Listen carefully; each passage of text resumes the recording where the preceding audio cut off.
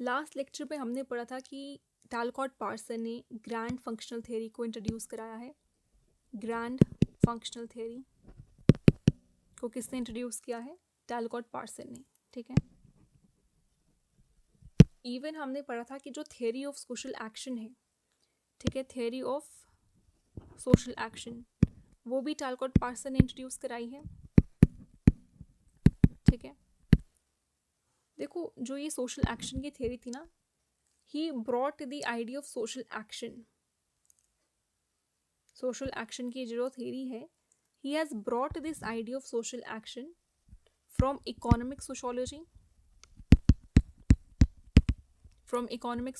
से लेकर लाया है इस थ्योरी को। ठीक है। Cultural logy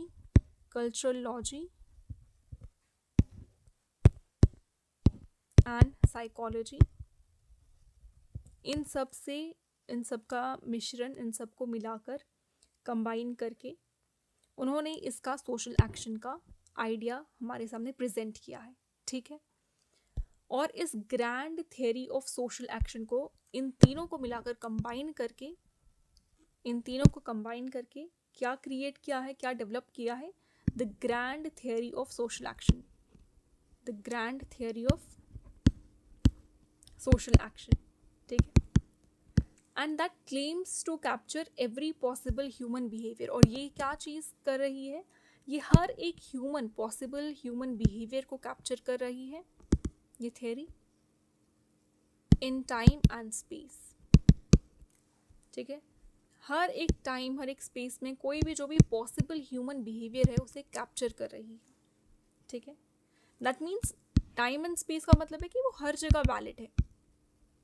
what does it mean? That it is valid everywhere, कि हर जगह, हर स्पेस, हर टाइम में आपको वो ह्यूमन जो बिहेवियर है वो आपको ईजिली आप कैप्चर कर सकते हो। ठीक है। अब हम पढ़ते हैं थियोरी ऑफ सोशल एक्शन। क्या है पार्सन्स की थियोरी ऑफ सोशल एक्शन? क्या समझता है वो Parson theory of social action से? देखो, पार्सन ने शुरू किया था एक्शन से। Parson begins with action, not structure. उसने कोई भी बात पहले स्ट्रक्चर से शुरू नहीं किया, उसने एक्शन से बात की है। उसने आर्ग्यू किया कि जो ह्यूमन बिहेवियर है वो मीनिंगफुल है और नॉर्मेटिवली रेगुलेटेड है। ठीक है। उसका मानना था कि जो human behaviour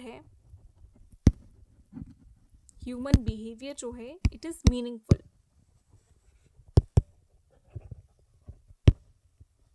and normatively regulated. ठीक है। He argues that human behaviour जो है मीनिंगफुल है और नॉर्मेटिवली रेगुलेटेड है, यानी कि वो बायोलॉजिकल नहीं मानता या इंस्टिंक्ट के बेसिस पर ह्यूमन बिहेवियर को कंसिडर नहीं करता, इंस्टिंक्ट के बेसिस पे कंसिडर नहीं करता है, बायोलॉजिकल बेसिस पे वो सिर्फ मतलब वो इन दोनों चीज़ों पे ही, ये नहीं कहेगा कि इन दो चीज़ों पर ही ह्यूमन बिहेवियर जो है वो निर्भर है। नो, वो कह रहे हैं ह्यूमन बिहेवियर सिर्फ इन दो चीज़ों पे ही नहीं, बल्कि हमारी जो मीनिंगफुलनेस है, हमारे जो नॉर्मेटिवली रेगुलेटेड है, उससे जुड़ा हुआ है। ठीक है।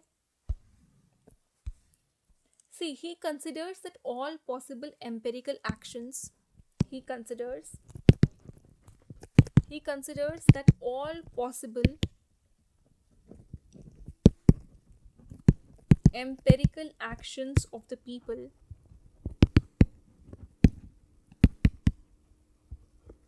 can be attested into a universal theoretical framework. किस में टेस्ट किए जाएंगे? यूनिवर्सल theoretical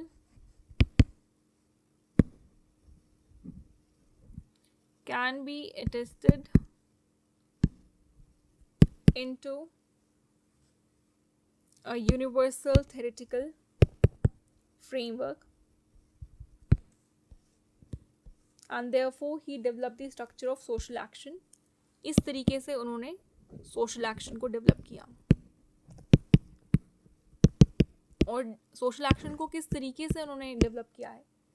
उनका मानना था कि जो सोशल एक्शन है it is always occurring in a social situation.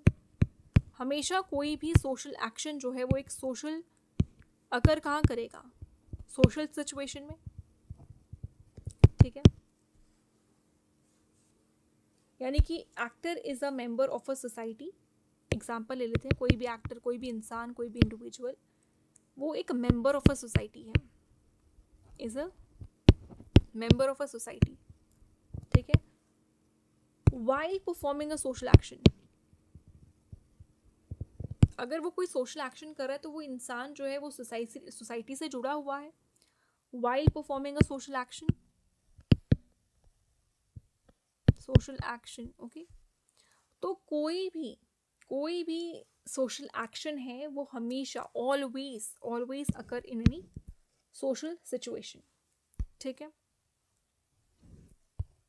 याद रखिएगा, इसमें एक्टर टर्म बहुत इंपॉर्टेंट है। एक एक्टर लिख सकते हो the individual performing the action, simple terms में ये लिख सकते हो आप, द इंडिविजुअल परफॉर्मिंग द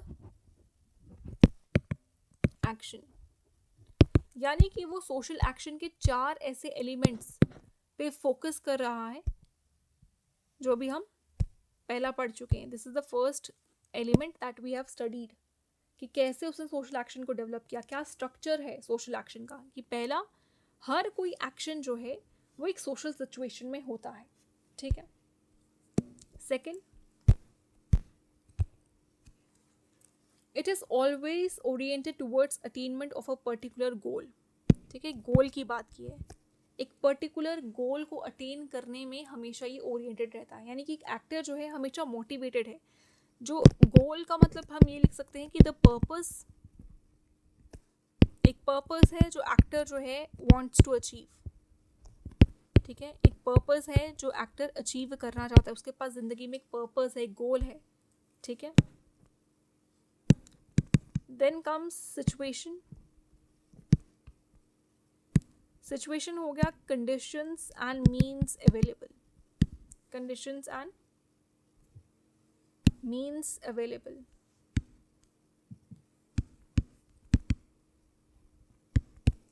यानी कि एक एक्टर, कोई भी एक्टर है, that actor is regulated by norms, ठीक है। कुछ नॉर्म्स हैं, कुछ रूल्स हैं जो उसको फॉलो करने हैं, एंड वैल्यूज, ठीक है। उसके सिचुएशंस, कुछ ऐसी कंडीशंस जो उसको फॉलो करनी है एट एनी कॉस्ट, ठीक है। वेट अ सेकेंड, यहाँ सिचुएशन जो है, यहाँ आएगा norms and value is the fourth, norms and values is the fourth element which is important. यानी कि वो रूल्स जो एक एक्शन को गाइड करते हैं, रूल्स गाइडिंग एक्शन, ठीक है। कोई भी एक्टर है obviously he will be regulated by rules and regulations, ठीक है। कुछ सर्टेन रूल्स जो हैं उसको फॉलो करने हैं, सो actor is regulated by norms and values, ठीक है। सिचुएशन और कंडीशन, जो मीन्स अवेलेबल हैं, सिचुएशंस, ऐसी सिचुएशंस जहाँ पर कंडीशंस और मीन्स जो हैं अवेलेबल हैं, ठीक है। देखो, according to him an actor is goal seeking, उनके हिसाब से एक एक्टर जो है, एक्टर क्या है, इज गोल सीकिंग, उसका एक लाइफ में पर्पस है। So actor is a goal seeking individual to attain his or her goal, to attain his or her goal, and it is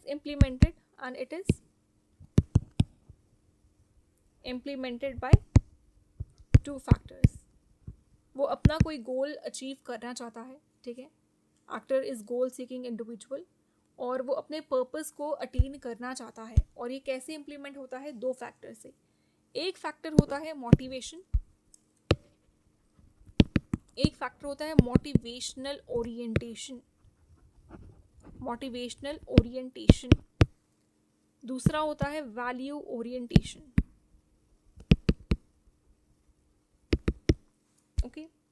motivational orientation से it is due to the personal condition of the actor, it is due to the personal condition of an actor।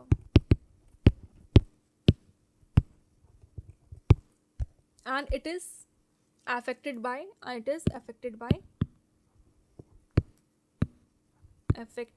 cognitive, cathartic, and evaluated needs of an individual.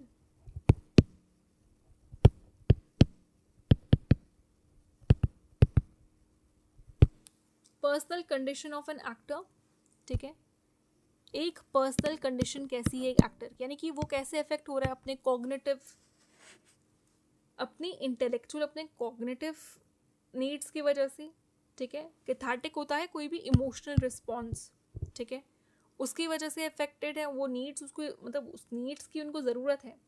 और evaluated needs of an individual, तो ये उसकी personal condition हो गई ना, उसकी दिमाग की हालत, उसका दिमागी कैसा भी तवाज़ुन है, उसकी इमोशनल नीड्स, उसकी इमोशनल रिस्पॉन्सेस किस तरीके के हैं, उसके इवेलुएटेड नीड्स क्या हैं, तो ये बहुत पर्सनल कंडीशन हो गई। वो आता है मोटिवेशनल ओरिएंटेशन के अंदर। नेक्स्ट कम वैल्यू ओरिएंटेशन, इसे आप ना वैल्यू फैक्टर्स भी कह सकते हो, वैल्यू के फैक्टर्स, ठीक है। देखो, it refers to the influence of norms, it refers to the influence of norms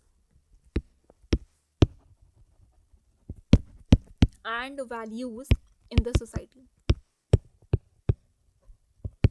ठीक है।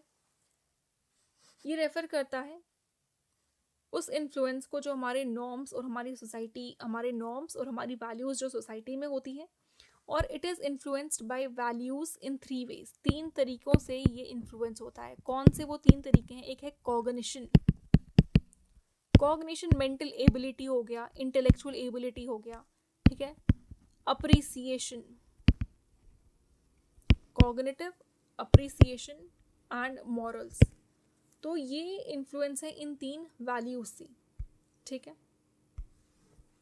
देखो, एक और चीज़ उसने कही है, उसने कहा है कि एक्शन जो है ना, it is voluntary, action is voluntary, कोई भी एक्शन है वो आप अपनी मर्जी से कर सकते हो, but not free from social control, ठीक है। वॉलंटरी है, आप अपनी मर्जी से कर रहे हो, लेकिन सोशल कंट्रोल से फ्री नहीं, यानी कि आपके ऊपर एक सोशल कंट्रोल, ऊपर कोई आपको है सोसाइटी में रेगुलेट करने वाला, but not free from social control, so it is constrained by shared culture values, ठीक है। देखो, उसने ना 3 सोशल एक्शंस जो है ना, 3 टाइप्स बताई हैं।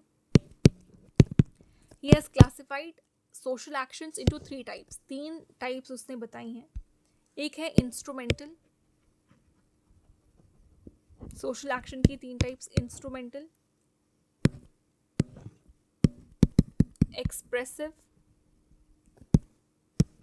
Moral action.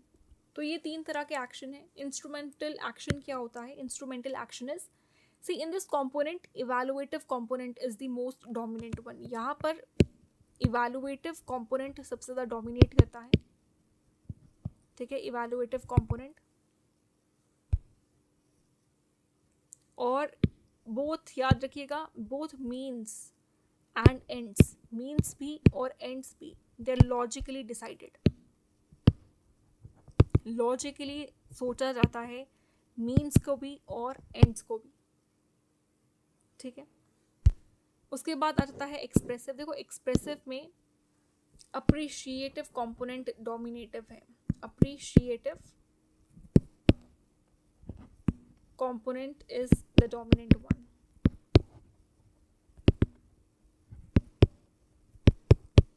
और मॉरल एक्शन में here the actors own motivation, उनके पास दे ओन मोटिवेशन, उनके पास मोटिवेशन होती है to the subordinates to the values of the society, ठीक है, टू द सबऑर्डिनेट्स